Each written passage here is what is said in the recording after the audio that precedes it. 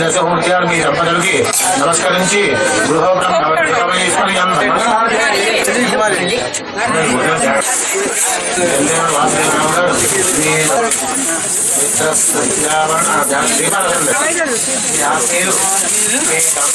నమస్కరించి గృహోపకరణం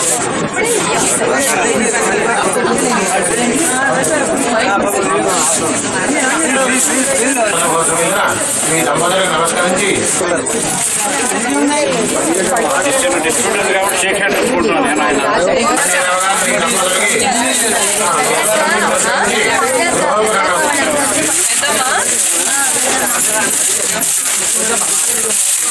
सरारोह सौभ्यं जन्मसंभ्रमाय जमायते मान्तरप्रेस्तेहं भगेन सहपतिसा संप्राप्तरात्मजातिस्मीर्यादनोग्रहे लक्ष्मीराष्ट्रस्यामघेतया आसगन्धर्जामसि सन्ततश्रीरस्तु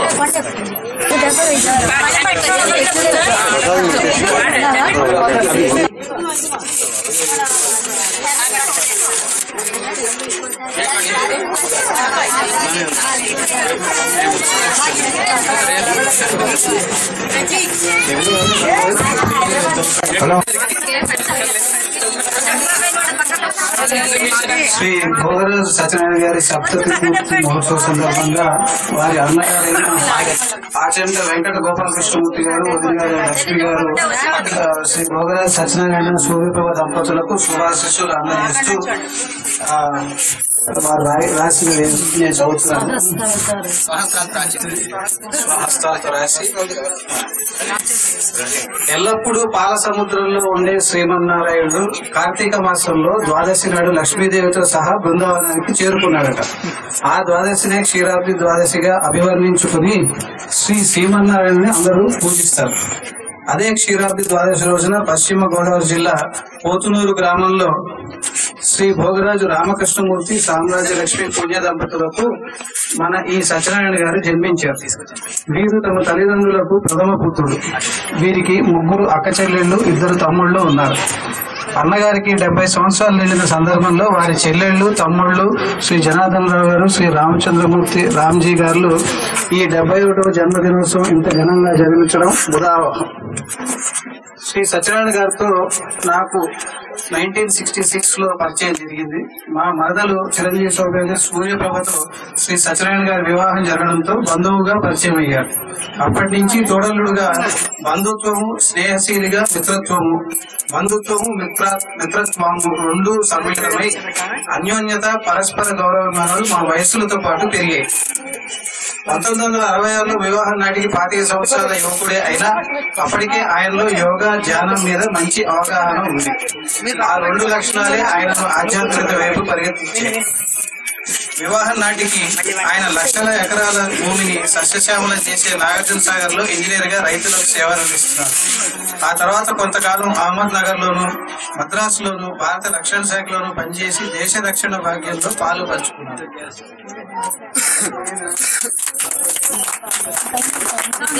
తిరిగి వ్యవసాయ నీటి వనరుల శాఖ వచ్చి నాగార్జున సాగర్ లోను, శ్రీశైలం ప్రాజెక్టు కాలువల్లోను, బల్లిమెల డాములోను, మధిర, ఏలూరు ఉన్న వివిధ ప్రదేశాల్లో పనిచేస్తూ చివరిగా ఏలూరు నుంచి నీటి వనరుల శాఖలోనే ఉన్నత పదవిని అధిష్ఠించి 1999లో పదవి విరమణ చేయడం జరిగింది.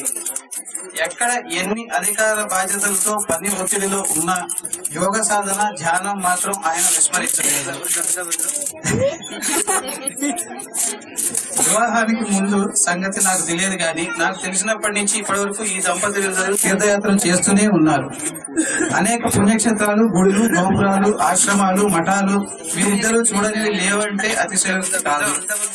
అష్టాదశ పీఠాలు, పంచారామాలు, కాశ్మీర్ నుంచి కన్యాకుమారి వరకు మాత్రమే కాక అమరనాథ యాత్ర, మానసరోవరం, నేపాల్లోని పశుపతినాథ్ దేవాలయం, ముక్తినాథ్ యాత్ర, అస్సాంలోని కామాఖ్యాదేవి, శ్రీలంకలోని శంకరీదేవి ఆలయం, మున్నగు పుణ్యక్షేత్రాలని సందర్శించే భాగ్యం వాళ్ళకి కలిగింది.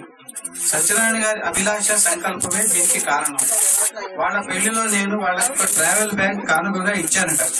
దానితోనే వాళ్ళు ప్రయాణాలకు ఉపయోగించాలని తర్వాత నాతో చెప్పారు. సత్యనారాయణ గారు చదువుకునే రోజుల్లో చదువు మీదనే దృష్టి తప్ప వేరే ప్రదేశాలు ప్రపంచం గురించి వారికి తెలిసినట్లేదు. ఎందుకంటే చాలా మంది కనీసం 5 సంవత్సరాలు చదివితే గాని ఉత్తీర్ణులు గాని ఏఎంఐ పరీక్ష కేవలం 3.5 సంవత్సరాల్లోనే పూర్తి చేశారు.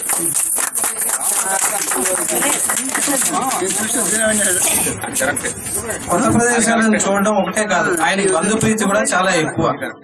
బంధువులు ఎక్కడ ఎంత దూరంలో ఉన్నా వెళ్లి చూడవలసిందే. ఆయనకు ఒక జీప్ ఉండేది. ఇద్దరు ఆ జీపులో బయలుదేరి చుట్టాలన్నింటినీ అందరినీ చుట్టి వచ్చేవారు. అందుకే ఆయనకి జీపు మాయ, జీపు తాత అని పేరు వచ్చింది. ఆయన కారు కొనుక్కున్న తర్వాత కూడా జీపు తాత పేరు చిన్నపిల్లల్లో పరిపాటైంది. ఆయనలో ఇంకొక లక్షణం ఏంటంటే చిన్నపిల్లలందరినీ వాళ్ళ బుగ్గలు గిల్లి ముద్దు చేయడం, బుగ్గలు నెప్పి పుట్టి ఏడ్చే పిల్లలకు కూడా ఆయన చేత మళ్లీ బుగ్గలు గిల్లించుకుని ముద్దు చేయించుకోవడం ఇష్టమే. ఆధ్యాత్మిక ప్రవచనాలు, ప్రసంగాలు, మహాపురుషుల సమ్మేళనాలు ఎక్కడ ఉన్నా ఈ దంపతులిద్దరూ హాజరు కావాల్సిందే. ఆయన దృష్టిలో అవతలి ప్రతి వ్యక్తి చాలా గొప్పవాడు, తాను మాత్రం ఒక సామాన్యుడు. తెలుసుకోవాల్సిన చాలా ఉంది అని భావించే మనస్తత్వం. ఈ మధ్యనే గృహప్రవేశాలకు, ఒడుగు, వివాహాది శుభకార్యాలకు ముహూర్తాలు పెట్టడం కూడా ఆయన సిద్ధాస్తులయ్యారు. 100 సంవత్సరాల పంచాంగం ఆయన దగ్గర ఉన్నదని విన్నాను. ఈ సముఖంలో నేను చెప్పేది ఏంటంటే మా అబ్బాయిలిద్దరి ఒడుగు ముహూర్తాలు కూడా దిగ్విజయంగా ఆయన పెట్టి బ్రహ్మాండంగా జరిపించి గృహప్రవేశం, రఘు పెళ్లి ఇక్కడ ఉన్నారు, చాలా మంది ఉన్నారు. అందరూ ఆయన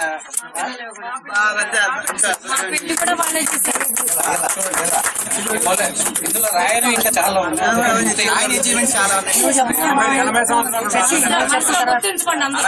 ఆయన దైవభక్తికి మరో నిదర్శనం ఏంటంటే ఆయన తన భార్యను పెంచేటప్పుడు ఓసి ప్రభ అని పిలుస్తారు. అది వినేవాళ్ళకి కాస్త ఎబ్బెట్టుగా అనిపించినా ఓసి అని పిలవడంలోని అంతరార్థం విఘ్నుడైన సత్యనారాయణ గారికి తెలుసు. ఓసి అనే పదాలను తరచుగా వాడడంలో శివ అని శివుని సదా ధ్యానించినట్లు అవుతుందని తన భార్యను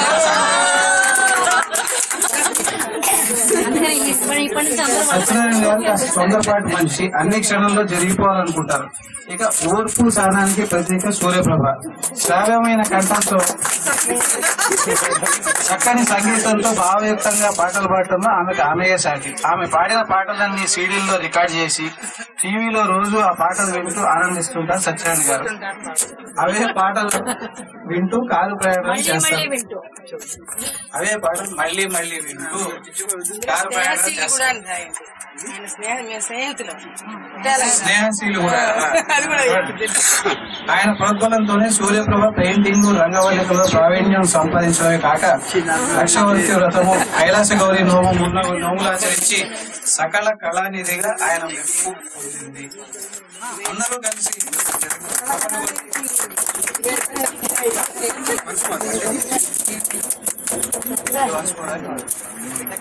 ఆయన ప్రోద్బలంతోనే సూర్యప్రభ పెయింటింగ్, రంగవల్లికలలో ప్రావీణ్యం సంపాదించడమే కాక లక్షవర్తి వ్రతము, కైలాస గౌరీ నోములు ఆచరించి సకల కళానిధిగా ఆయన మెప్పు.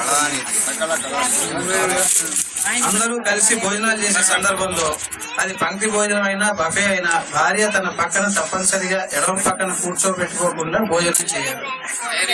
వీటన్నిటినీ బట్టి మనకు తెలిసేది ఏంటంటే ఆయన గొప్ప ప్రేమికుడని, భార్యని ఆరాధ్య దేవతగా భావిస్తూ స్త్రీమూర్తిలో దైవత్వాన్ని దర్శిస్తాడని, ప్రేమానురాగాలతో ఆరాధనా భావంతో చూసే సత్యనారాయణ గారిని భర్తగా పొందిన సూర్యప్రభ చాలా అదృష్టవంతురాలు కదా.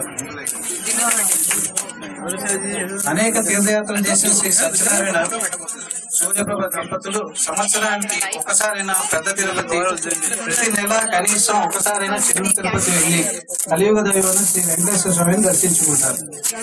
శ్రీ సత్యనారాయణ గారి 71వ జన్మదినం సందర్భంగా సత్యనారాయణ సూర్యప్రభ దంపతులకు శ్రీ అలవేలు మంగ సమేత శ్రీ వెంకటేశ్వర స్వామి వారి కరుణా కటాక్షాలు సదా లభించుగాక.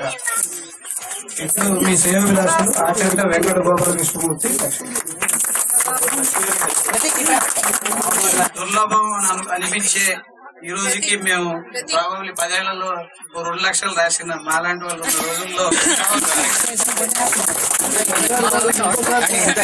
భాష మీద వారి యొక్క పట్టు ఖర్చు చెప్పాలి మీరు.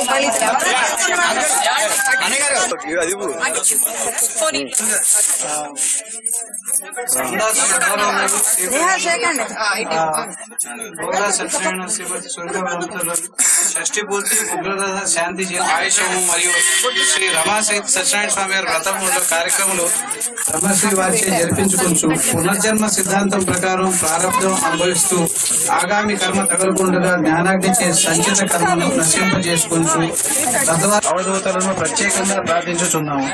అనేక పుణ్య తీర్థయాత్రలు సలుపుకుని 12 జ్యోతిర్లింగ దర్శనం చేసుకున్న మీ దంపతులు ధన్యులు. మిమ్మల్ని దర్శించుకున్న వారు కూడా ధన్యులు.